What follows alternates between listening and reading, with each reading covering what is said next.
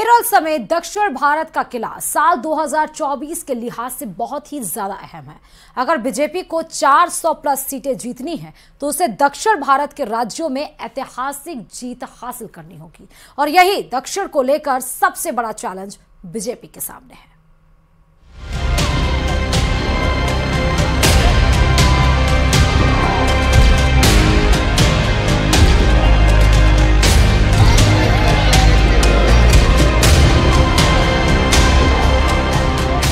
प्रधानमंत्री नरेंद्र मोदी ने दक्षिण भारत में साल 2024 के लोकसभा चुनाव का प्रचार अभियान शुरू कर दिया है।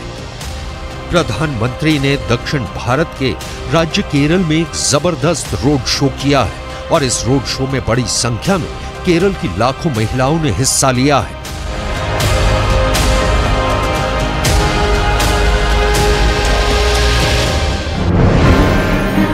वहीं दक्षिण भारत के ही राज्य कर्नाटक में मुख्यमंत्री सिद्धारमैया ने एक ऐसा मुद्दा छेड़ दिया है जिसकी वजह से बीजेपी कार्यकर्ता सड़क पर है।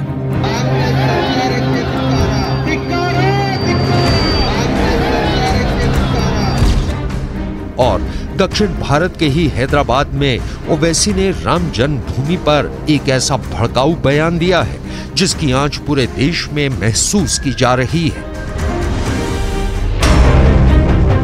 यह है साल 2024 का दक्षिणी युद्ध जिसमें हर पार्टी अपने अपने वोट बैंक को साधने के लिए पूरी ताकत से जूझ रही है। राम मंदिर अयोध्या में बन रहा है तो फिर कर्नाटक में सदियों पुराने इस विवाद पर राजनीति क्यों शुरू हो गई है, आपको आगे बताएंगे। ओवैसी ने हैदराबाद में ऐसा क्या बयान दिया है जिस पर अयोध्या से पलटवार शुरू हो गए हैं, ये भी आपको दिखाएंगे। दक्षिण युद्ध की ये पूरी तस्वीर हम आपको दिखाने वाले हैं, लेकिन सबसे पहले आपको ले चलेंगे केरल के त्रिशूर में, जहां पर प्रधानमंत्री मोदी ने 2 लाख महिलाओं की विशाल जनसभा को संबोधित किया।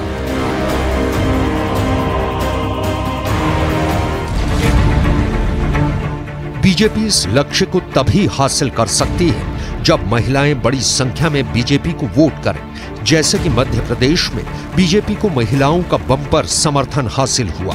मध्य प्रदेश के इसी अभियान को आगे बढ़ाते हुए प्रधानमंत्री मोदी ने केरल में एक बड़ा रोड शो किया है। केरल की हजारों महिलाओं ने पुष्प की वर्षा करके प्रधानमंत्री मोदी का स्वागत किया। ये कार्यक्रम बीजेपी की केरल यूनिट के द्वारा आयोजित किया गया है, जिसमें केरल बीजेपी की महिला कार्यकर्ताओं ने संसद के दोनों सदनों में महिला आरक्षण विधेयक को सफलतापूर्वक पारित करने के लिए प्रधानमंत्री मोदी का स्वागत और अभिनंदन किया। इस कार्यक्रम का नाम है स्त्री शक्ति मोदीकोपम। इसका मतलब है प्रधानमंत्री के द्वारा महिलाओं का सशक्तिकरण। केरल के त्रिशूर के थिकिंडू मैदान में प्रधानमंत्री मोदी ने महिलाओं के साथ सीधा संवाद किया। मोदी की गारंटी की चर्चा है, लेकिन मैं मानता हूं देश की नारी शक्ति विकसित भारत के संकल्प की सिद्धि की सबसे बड़ी गारंटी है। दुर्भाग्य से आजादी के बाद लेफ्ट कांग्रेस की सरकारों ने, एलडीएफ यूडीएफ की सरकारों ने नारी शक्ति को कमजोर माना। लेफ्ट और कांग्रेस ने लोकसभा और विधानसभा में महिलाओं को रिजर्वेशन देने वाला कानून बरसों तक लटकाए रखा, लेकिन मोदी ने आप सभी बहनों को आपका हक देने की गारंटी दी थी और उस गारंटी को पूरा करके दिखाया। आंकड़ों को देखें तो साफ पता लगता है कि साल 2014 में मोदी की प्रधानमंत्री उम्मीदवारी के बाद केरल में बीजेपी का वोट परसेंटेज दोगुने से भी ज्यादा बढ़ा है।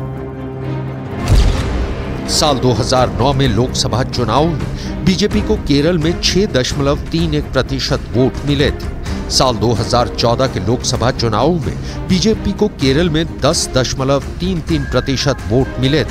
साल 2016 के विधानसभा चुनाव में बीजेपी को केरल में 10.6% वोट मिले। साल 2019 के लोकसभा चुनाव में बीजेपी को केरल में 13% वोट मिले थे और साल 2021 के विधानसभा चुनाव में बीजेपी को केरल में 11.30% वोट मिले थे। दक्षिण का किला बीजेपी के लिए एक चुनौती है, क्योंकि कर्नाटक विधानसभा चुनाव में बीजेपी को चुनाव में झटका लग चुका है और तेलंगाना में बीजेपी ने पहले से बेहतर प्रदर्शन जरूर किया है, लेकिन अभी वो अपने लक्ष्य को हासिल नहीं कर सकी है।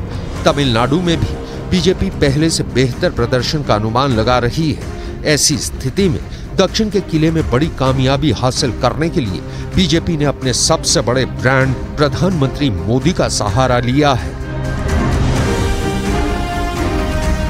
इंडी गठबंधन को सिर्फ एक ही काम आता है। इंडी गठबंधन हमारी आस्था पर चोट करता है। इन्होंने मंदिरों को, हमारे त्योहारों को भी लूट का माध्यम बना दिया है। त्रिशूलपुरम के साथ जिस प्रकार की राजनीति की जा रही है वो दुर्भाग्यपूर्ण है।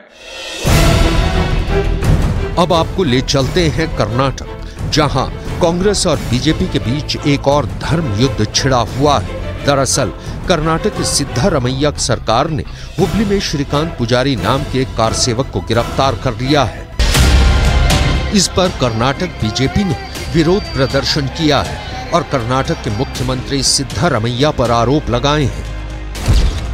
बीजेपी का साफ कहना है कि श्रीकांत पुजारी एक गरीब ऑटो रिक्शा चालक है और वो 1992 के दंगे में शामिल नहीं था, जबकि सिद्धारमैया ने कर्नाटक पुलिस का बचाव करते हुए बयान दिया है कि बीजेपी को श्रीकांत पुजारी के खिलाफ लगाई गई चार्जशीट पढ़नी चाहिए। बीजेपी ने भी आरोप लगाए थे कि कांग्रेस पार्टी ने कर्नाटक के अंदर चुनाव के वक्त अपने घोषणा पत्र में हिंदू संगठनों के खिलाफ कार्रवाई न करने का वादा किया। अब कर्नाटक में राजनीतिक युद्ध इस सवाल पर छिड़ गया है कि श्रीकांत पुजारी की गिरफ्तारी सही है या गलत।